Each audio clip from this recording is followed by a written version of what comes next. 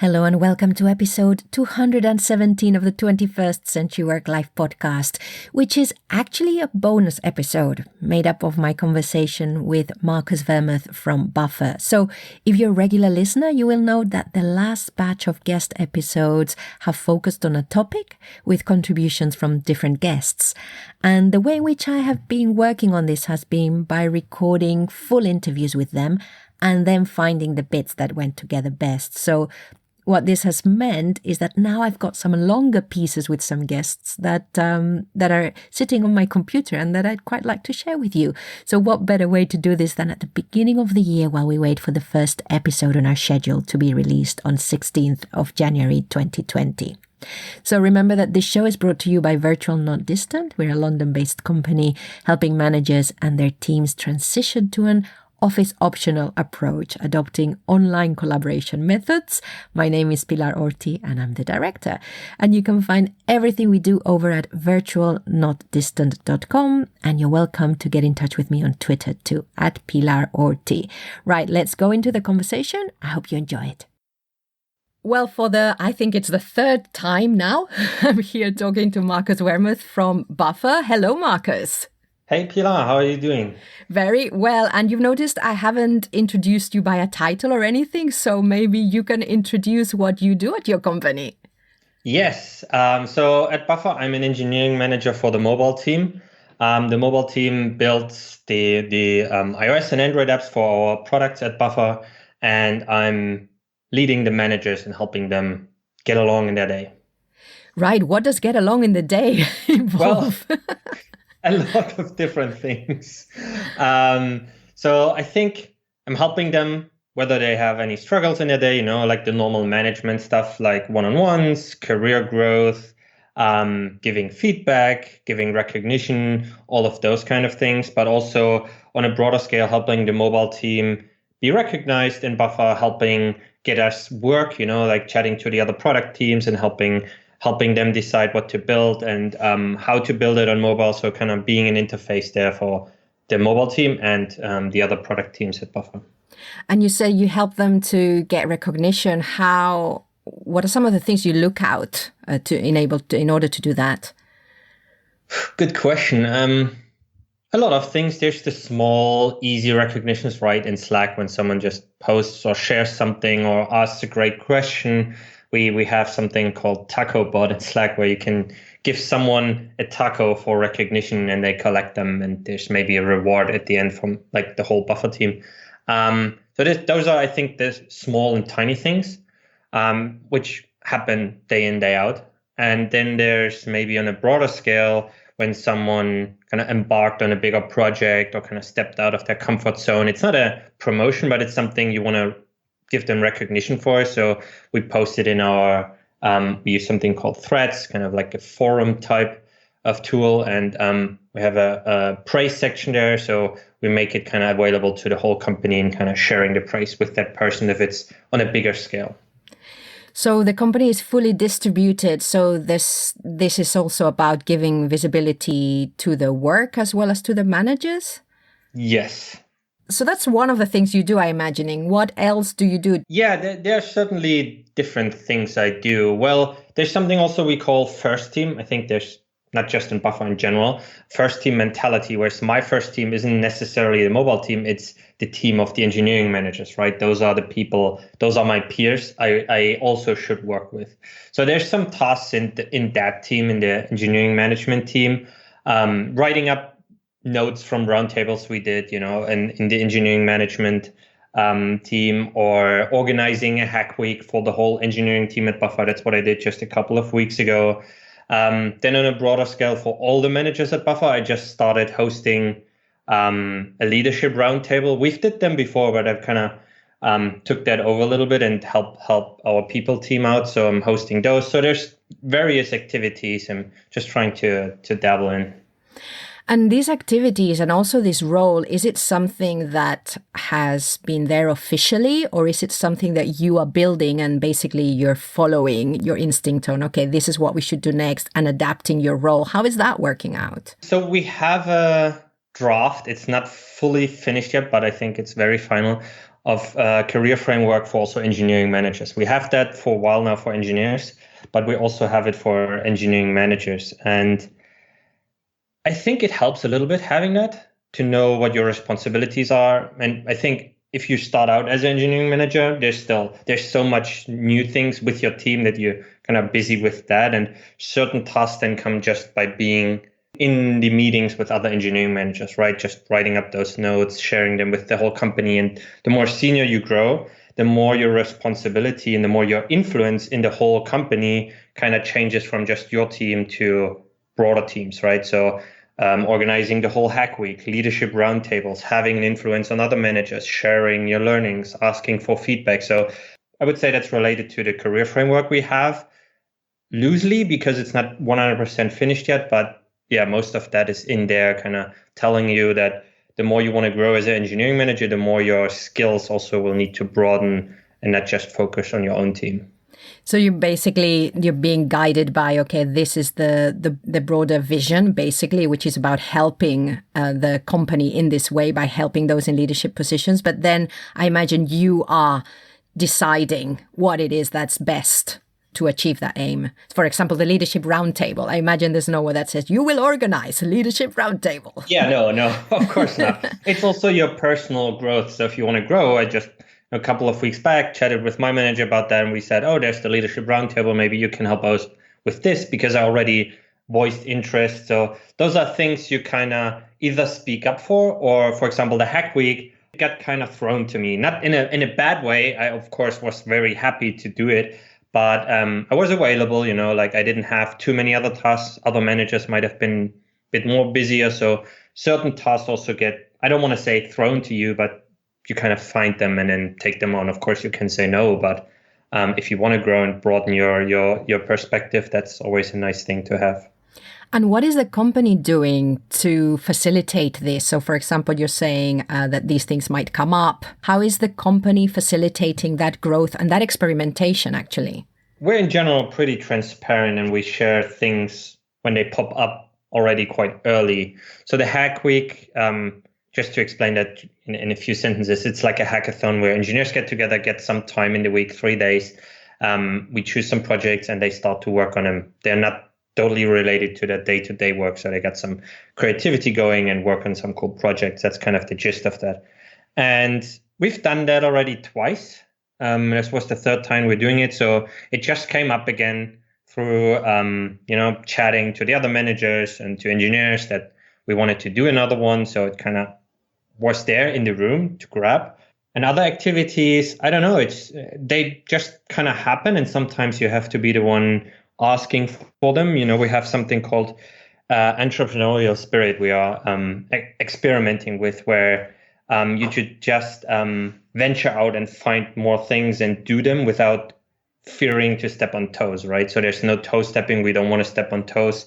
We really just want to venture out. And if we make a mistake, we'll celebrate it. So I don't think there's a list of things. I don't know if that's what you're going for, but there's no list where we can check off, oh, there's a hack week, let me do this. Oh, there's a leadership round, let me do this. I think tightly related to your own self-improvement value. And so you were saying, for example, that it was something that was thrown out in the room. You used that expression. Yeah. So are there a lot of conversations that go on asynchronous or in meetings, or are these spontaneous conversations? What kind of things are happening in the company to enable this? Well, on a very high level, like let's say the exec team or executives, like VP of Engineering, CEO, and all of those people, they have their goals. And I think most of that could be trickled throughout the whole company. Like let's say Katie, my manager, has this goal of building a great community in the engineering team and sharing that also with the outside, right? It's a very broad goal. So Hack Week is part of that, engaging the engineers. So I think probably most of that comes from company goals, and they just get mapped to tiny tasks then down to the different teams. And is there a way in which they get communicated, the goals, or is this something that you find out through your managers? How are the big company goals communicated to the rest of the organization? Normally we use Dropbox paper for like notes. We used that for a long while, where they shared their their goals and their notes from their meetings. But now we use something, I think it's a test called Tability. So every exec has their different goals in there, what the progress is, what they did in the past weeks or months, and if it's checked off or not. So that's very helpful, and it's always visible so the whole company can see what the goals are for the whole exec team. So for example, Katie has this goal, communication strategy and brand revamp for the whole engineers. So sharing more to the outside, like encouraging all the engineering managers to write and share more, and improving our culture. So that's in there. We always can see it. And then in a different department setting. So let's say if we have the engineering management sync and Katie wants to bring something up like the hack week or something else, we'll discuss it and it goes from there. If Joel has something for like our CEO for the whole product managers, he'll bring it up in their call kind of. I also wanted to say that it seems very top down. That's not always the case. If you have an idea and you want to bring something up, of course, you can bring that to the table if it fits within that whole company goal, right? We're all here to move the company forward. So if you propose something which is totally unrelated, might not work. But if you bring something up which is highly related, or you just did something and said, hey, I did this, then of course that's also valid and end of value. And does that get communicated also within this system or through a different channel? That depends on you. You can either bring it up in a one-on-one with your manager or an executive. You can write them directly. You can post it in Slack. You can post it in threads. Like there's no one way to go. It's all about that you communicate it. Whatever channel you use, I don't think that's important. I always say that there's no over communication in remote work. So if you say it once, you probably have to say it twice or even 3 times, and what the channels are, that doesn't matter that much. Even the language that you're using helps us to see that there is a lot of communication and a lot of alignment that can happen in the distributed world. And there's a lot about behavior and role modeling also from execs. I think a lot of companies could do with this ongoing visibility of the company goals and vision. What kind of management experience did you have, if any, before you started working remotely? So I'm thinking about, okay, how did this hit you at the beginning? So did you have any management experience before you joined Buffer?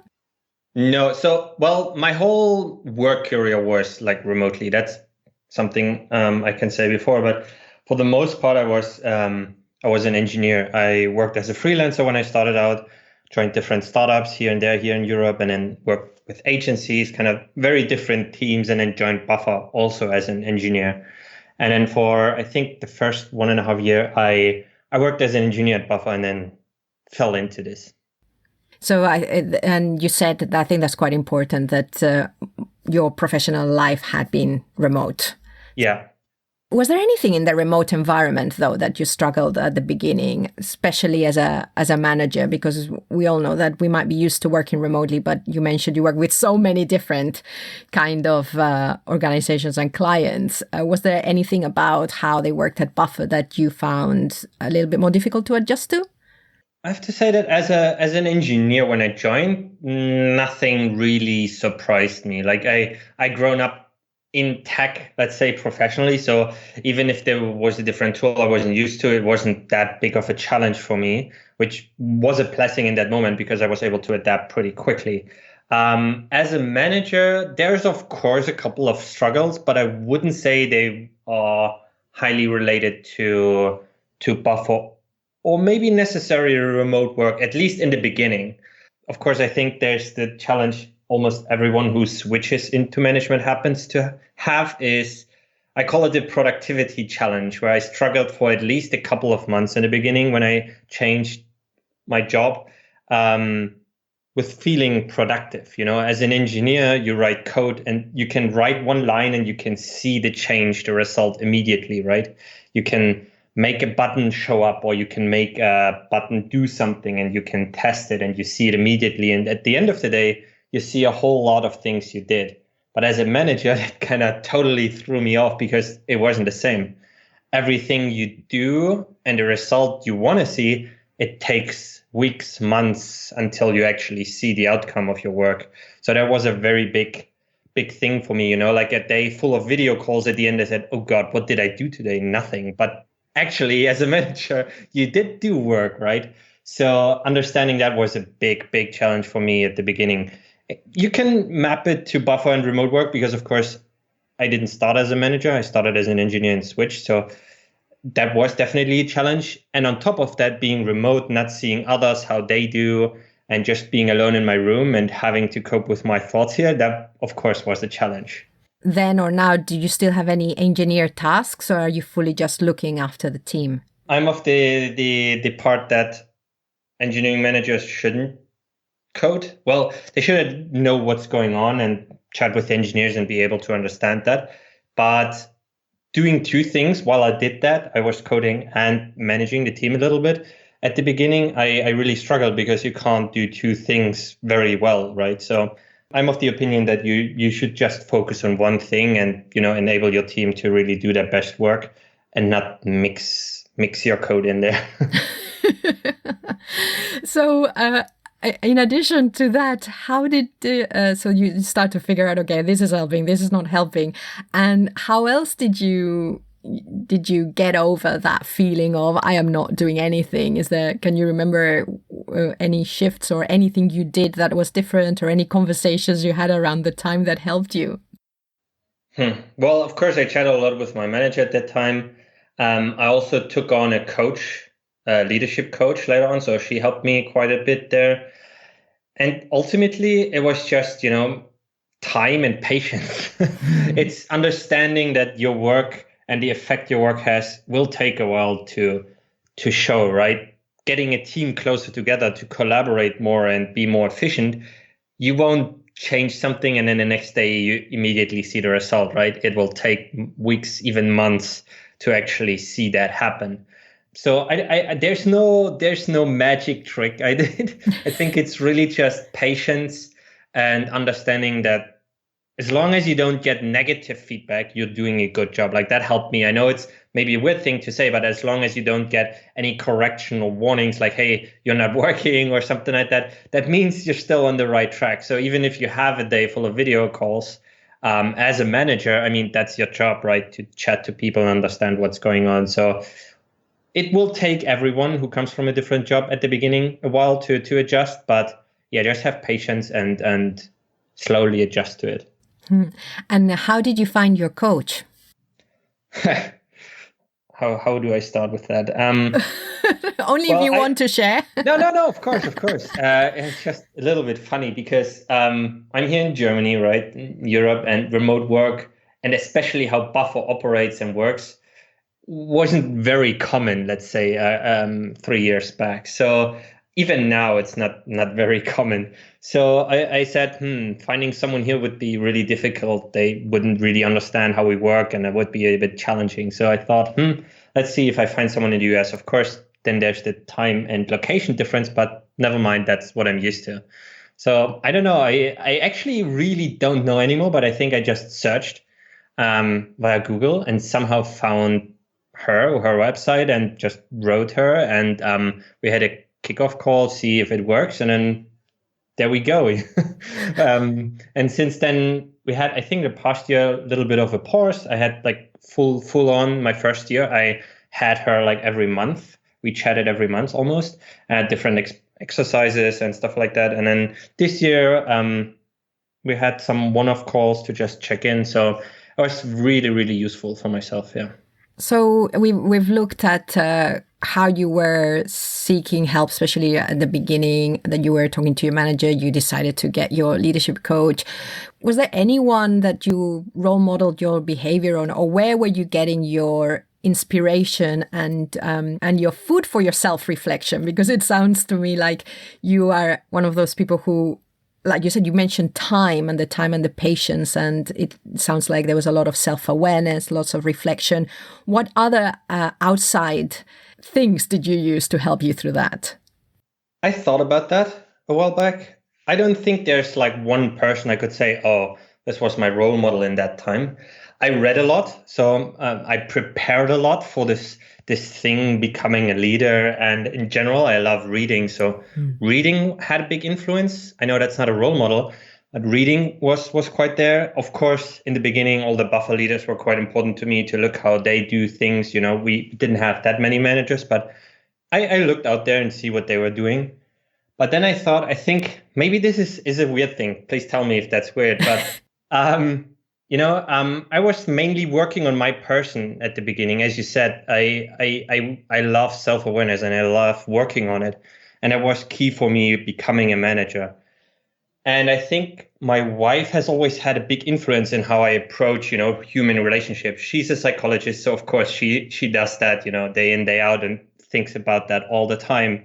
So I guess I learned a lot from her, and even in our interactions, how we talk about things, so might sound a little bit weird, but it definitely helped me into approaching management, from the human side of things. And even for myself, becoming self-aware and thinking about those things. I think it doesn't sound weird at all. I think it's very important to find someone, and in this case, it's your wife, who you can really talk through it, and that you can really bounce ideas off, that you can have really honest conversations with.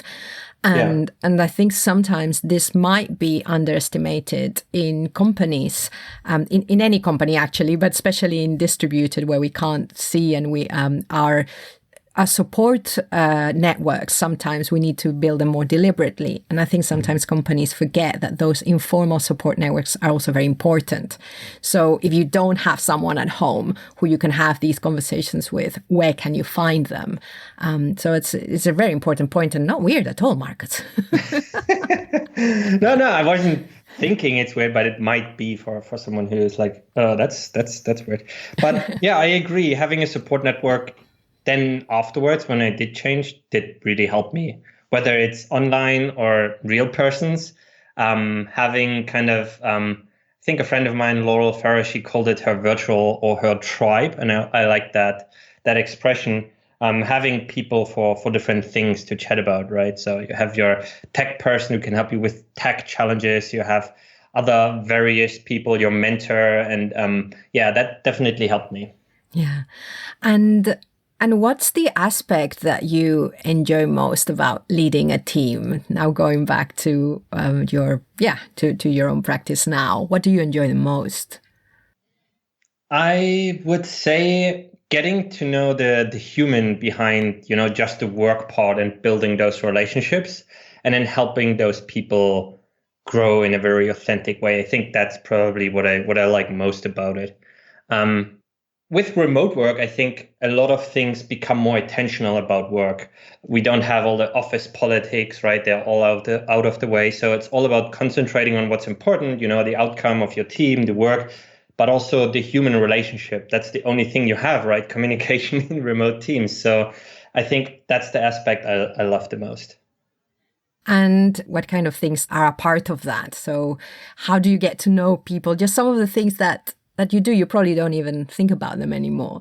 How do you get to know your team members better and other people?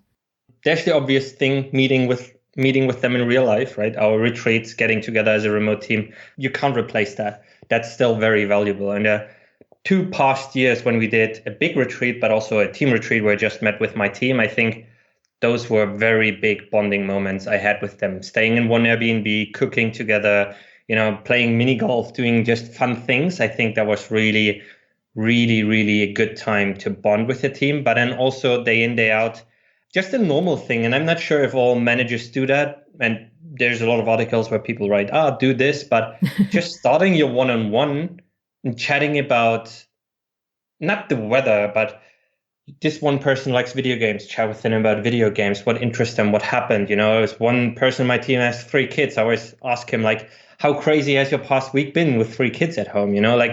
Start to getting to know them more in their private and personal life, to also understand where they want to go, not just keeping the one-on-one as like a status report or chatting about only work, right? So I think that's a very small thing you can do, and it's very easy, but that already helps you to get to know the person on a more personal level.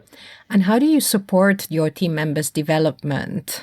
Yes. What are some of the things you do, or what are some of the things that you think about when you're thinking, okay, I have these people, and I want, like you said, you know where they want to go, maybe even professionally. How do you support them? Well, in all the ways possible.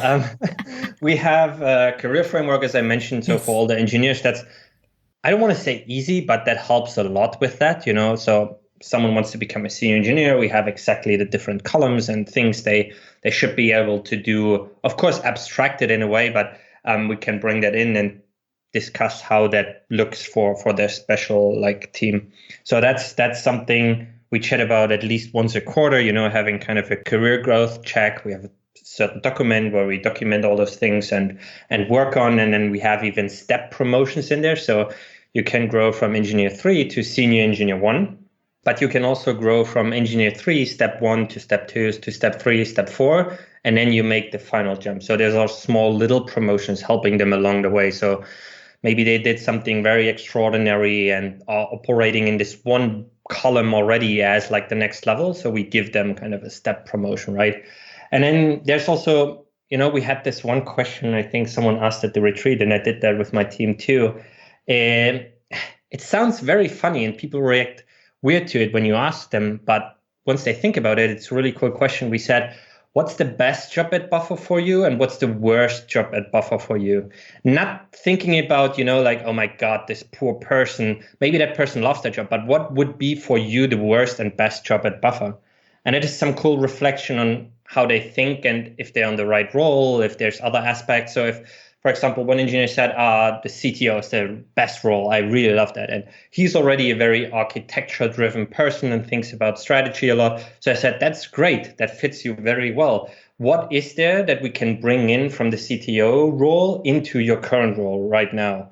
So you kind of, create motivation around that, because of course, we can't have two CTOs at the same time, and you still want to keep that person. So how can we make his life or her life better in that sense? So I think those are all small little things I can think of right now.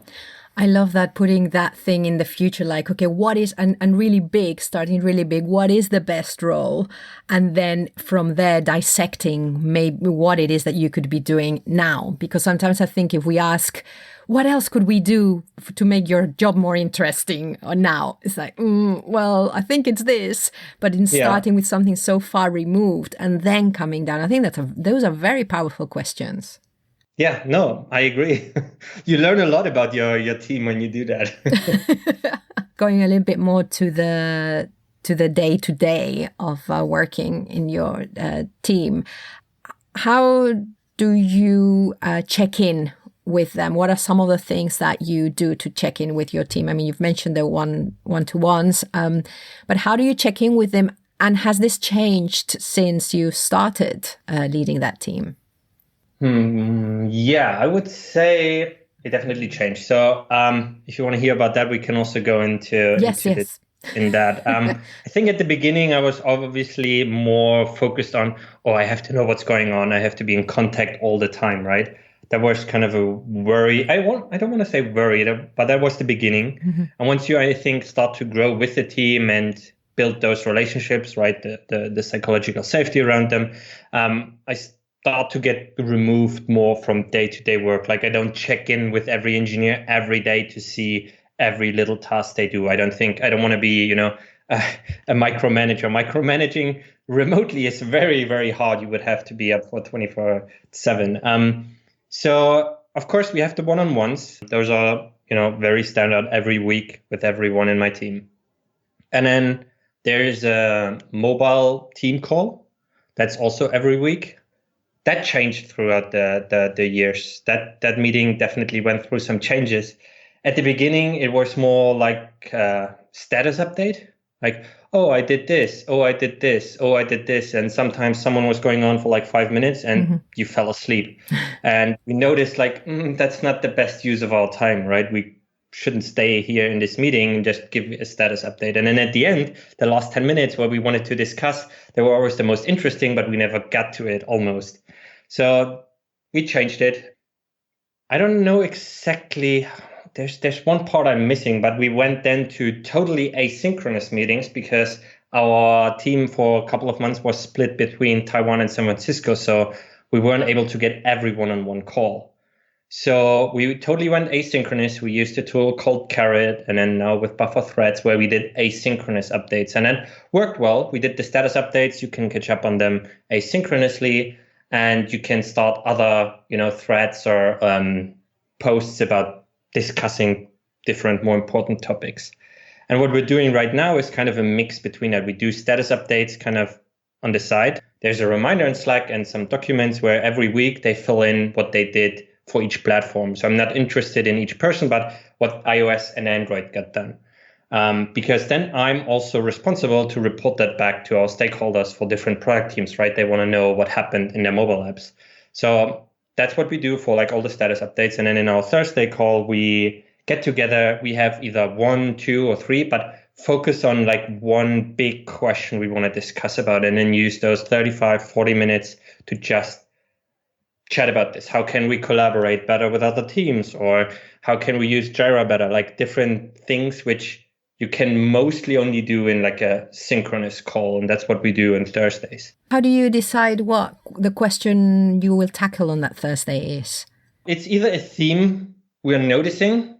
Maybe someone brought something up and I say, oh, that's a good question. Or I give the responsibility to someone in my team to come up with it. We kind of switch every week a little bit. Sometimes there's like 3 things about the current project we're working on. We have to discuss how we integrate with it. Then the other week, it's like no one has an idea. So I come up with a topic which is more team or collaboration focused. So it varies. I think we just go with the flow there a little bit.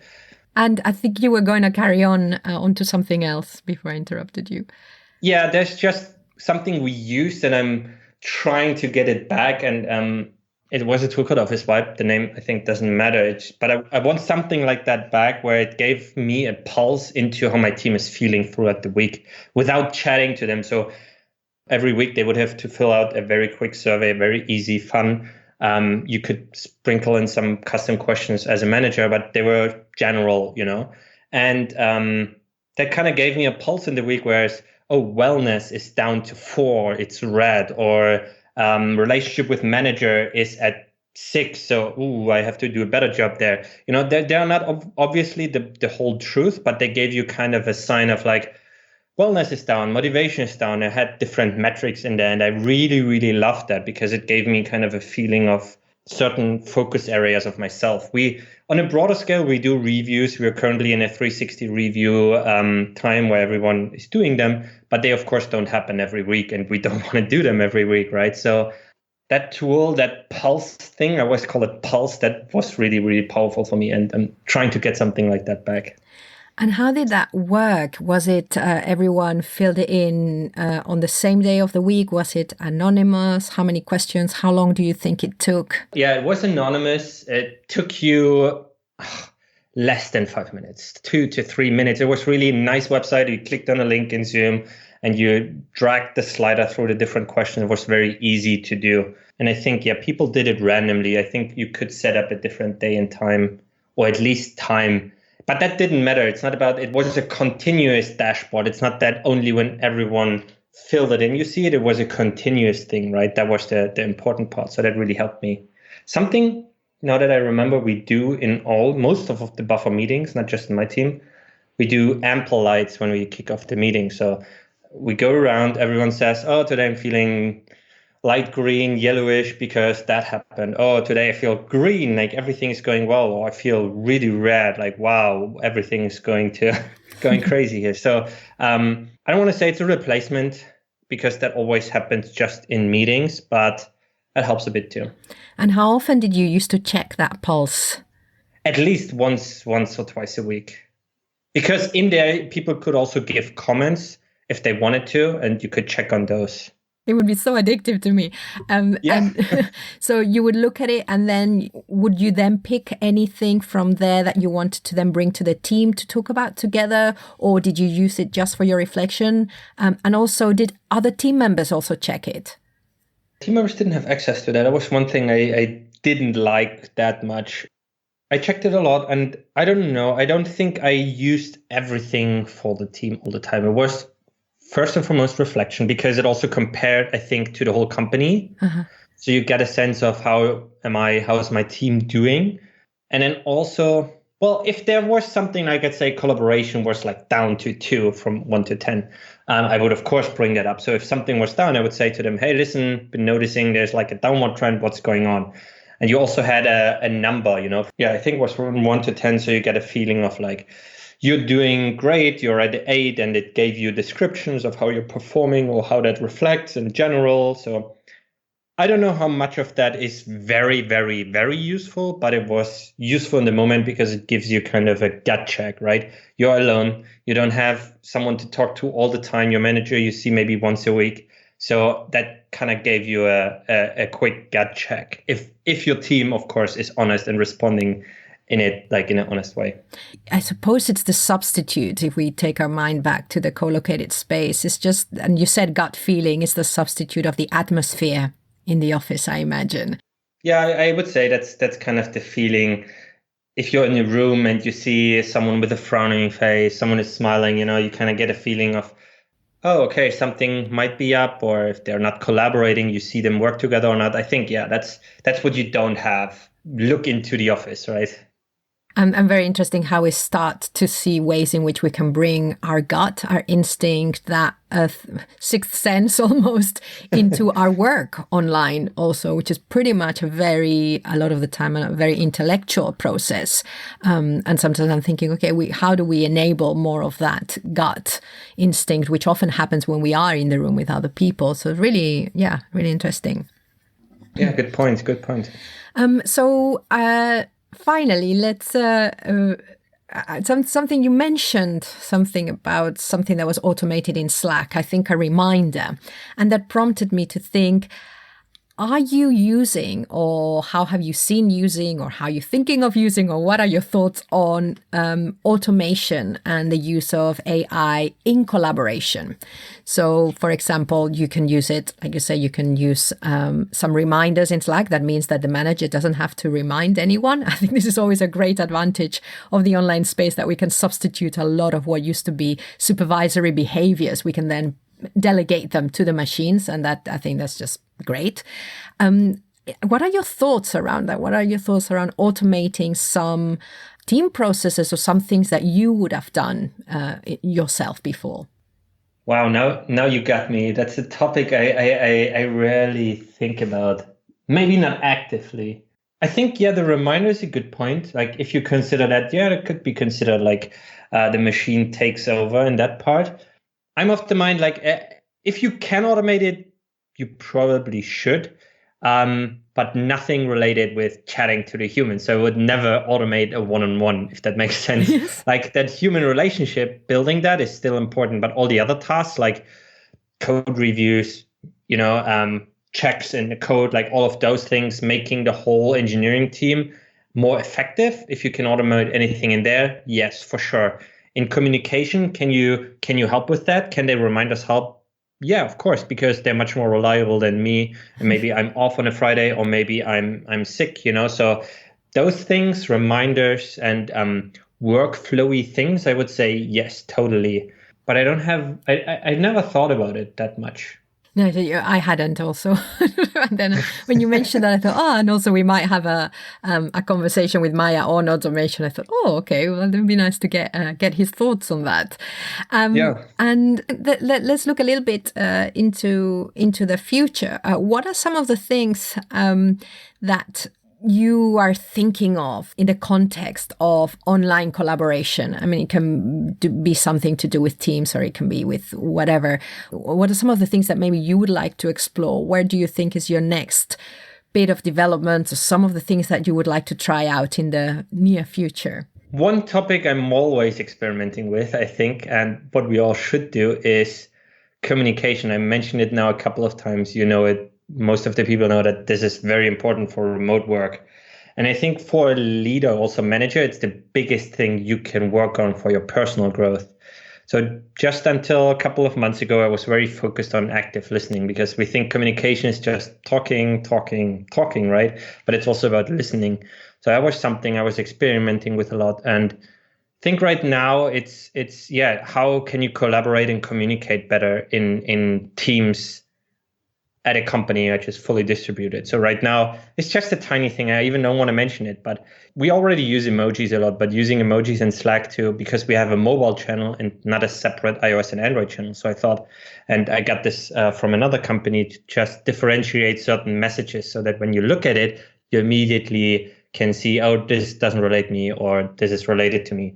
So kind of thinking about smaller things and also broader things. So I think everything around communication is worth experimenting with because all of this work is still so new. You have been writing a lot. You've been sharing a lot of writing on LinkedIn. How does that help you in your job? Does it? I hope so. Well, for me, writing didn't come naturally. I wasn't, of course, writing messages, that's fine, but writing longer pieces, your thoughts down, something I struggled with a lot in my whole life. Just recently, I thought it's worth investing more time in because, of course, remote work, asynchronous work is a lot of written work. So being able to convey my thoughts in a very good way is important. So what can I do? I can write. And then even writing about things I was challenged by, or even sharing my learning. So I think there's two things in there. It's about myself getting better at writing, but also sharing my learnings. And it also helps me with a lot of self-awareness. Writing is very much, you look into yourself a lot when writing. Like, why did you think that way? Why do you think it's better to do it this way? So there's a lot of also reflection and self-awareness in there. And what do you gain from sharing it rather than keeping it to yourself? Because you could be keeping a diary. Yeah, I do that too. But I kind of, I don't know, it's probably something you learn at Buffer and you kind of get into your blood. It's just being transparent. If people can discover it and learn from it or take something from it, that's great, right? The same system as open source does it. I get something, I read some articles, so I want to share something also. It's kind of like a give and take. Does that make sense? Yes, makes complete sense. Well, thank you very much, Marcus. I could talk to you all morning, of course, and hopefully I'll talk to you again. But for now, just remind us where people can get in touch. Yeah, mostly on LinkedIn. Just search me by my name, or Twitter, MWERMUTH, or my website, marcuswermuth.com. Thank you very much. Thank you. And listeners, thank you so much for listening to this bonus episode. Remember, you can get in touch via virtualnotdistant.com or contact me directly, Pilar, Pilar, at virtualnotdistant.com, or look for my name on Twitter at Pilar Orti. Thank you for listening.